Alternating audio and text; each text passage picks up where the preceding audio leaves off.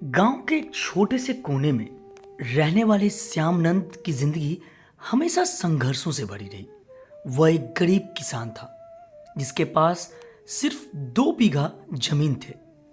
पिता के गुजर जाने के बाद परिवार की सारी जिम्मेदारी उसके कंधों पर आ गई थी। उसकी माँ बूढ़ी और बीमार थी। पत्नी सरिता भी दिन रात खेतों में उसके साथ मेहनत करती और उसके 2 छोटे बच्चे स्कूल जाने की उम्र में थे। हर साल की तरह इस बार भी श्यामनंद ने बहुत उम्मीद के साथ खेतों में बीज बोए थे, लेकिन इस बार बारिश ने धोखा दे दिया। पूरा गांव सूखे की मार झेल रहा था। श्यामलाल की फसल बर्बाद हो गई। उसने जो भी उधार लिया था वह सब बेकार चला गया। गांव के महाजन ठाकुर महादेव सिंह से उसने कुछ रुपये कर्ज लिए थे ताकि खेती की तैयारी कर सके। अब जब फसल ही नहीं हुई तो कर्ज चुकाने का सवाल ही नहीं था। ठाकुर ने कई बार धमकी दी कि अगर समय पर पैसे नहीं दिए तो उसकी जमीन हड़प ली जाएगी। श्यामनंद के पास अब कोई चारा नहीं बचा था। उसने गांव के सरपंच से मदद मांगी, लेकिन वहां से भी उसे सिर्फ दिलासा मिला। गांव के लोग भी उसकी हालत पर अफसोस तो करते, मगर कोई भी उसकी मदद के लिए आगे नहीं आया। उसकी पत्नी सरिता ने कहा, श्यामनंद चिंता मत करो, हम मेहनत करके यह कर्ज उतार देंगे। श्यामनंद के उदास होकर जवाब दिया, सरिता मेहनत ही तो कर रहे हैं, लेकिन मेहनत का फल कब मिलेगा कोई नहीं जानता। जब सारे रास्ते बंद हो गए तो श्यामनंद ने सोचा कि वह शहर जाकर मजदूरी करेगा, लेकिन उसकी बूढ़ी माँ और बच्चों को छोड़कर जाना भी आसान नहीं था। आखिरकार वह अपने गांव के एक मित्र के पास गया जो पहले ही शहर में मजदूरी कर रहा था। मित्र ने उसे भरोसा दिया कि वह शहर आकर उसके साथ काम कर सकता है। श्यामनंद ने यह बात अपनी पत्नी को बताई।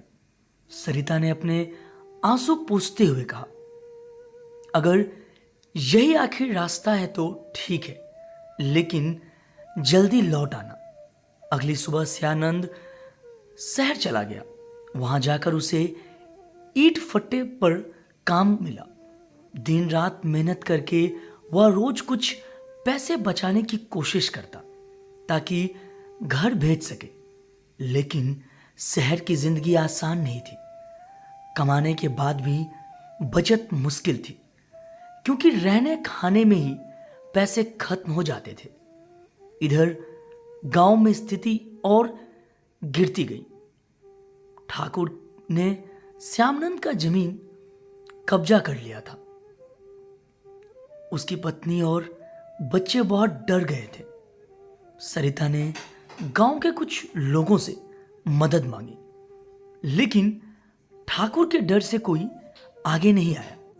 एक दिन ठाकुर के आदमी जबरदस्ती उनके घर आ गए और बोले, अगर कर्ज नहीं चुका सकते तो यह घर भी छोड़ दो। सरिता ने हाथ जोड़कर कहा, बस कुछ दिन और दे दो, मेरा पति पैसे भेज रहा है। लेकिन उन लोगों ने उसकी एक ना सुनी। श्यामनंद को जब यह खबर मिली तो वह तुरंत गांव लौट आया। आते ही उसने देखा कि उसकी जमीन पर ठाकुर के आदमी कब्जा कर चुके थे। उसकी मां रो रही थी, बच्चे सहमे हुए थे और सरिता बहस खड़ी थी। श्यामनंद गुस्से से ठाकुर के पास गया और कहा, मैं मेहनत करके कर्ज चुकाऊंगा, लेकिन मेरी जमीन मत छीनो। ठाकुर ने हंसते हुए कहा, गरीबों की जुबान की कोई कीमत नहीं होती, ध्यान रखना। तुम्हारे पास कर चुकाने के पैसे हैं क्या? श्यामनंद कुछ नहीं कहा, लेकिन तभी गांव के कुछ लोगों ने हिम्मत जुटाई और ठाकुर के खिलाफ खड़े हो गए। गांव के सरपंच ने भी ठाकुर को चेतावनी दी कि गरीबों का हक मारना ठीक नहीं। गांव वालों का साथ पाकर श्यामनंद को हिम्मत मिली। उसने फैसला किया कि वह गांव में ही रहकर मेहनत करेगा और कर्ज चुकाएगा। उसने अपनी जमीन को फिर से खेती के लायक बनाया। इस बार बारिश अच्छी हुई और उसकी फसल लहलहा उठी। धीरे धीरे उसने सारा कर्ज चुका दिया। ठाकुर भी अब कुछ नहीं कर सका। श्यामनंद ने सीखा कि मेहनत और हिम्मत से इंसान कुछ भी हासिल कर सकता है। गांव के लोग भी उसकी कहानी से प्रेरित हुए।